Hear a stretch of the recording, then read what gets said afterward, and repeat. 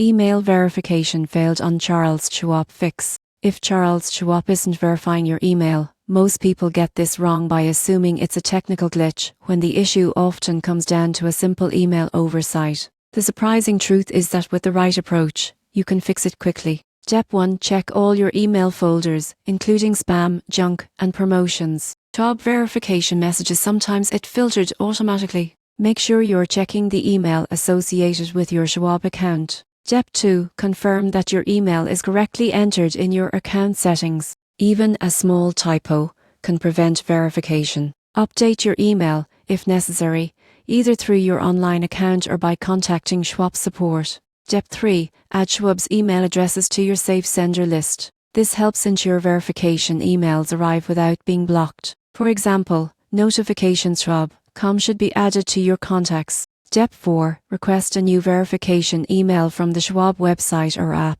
Avoid multiple requests in a short time to prevent temporary blocks on your account. Once verified, store your credentials securely and enable two-factor authentication.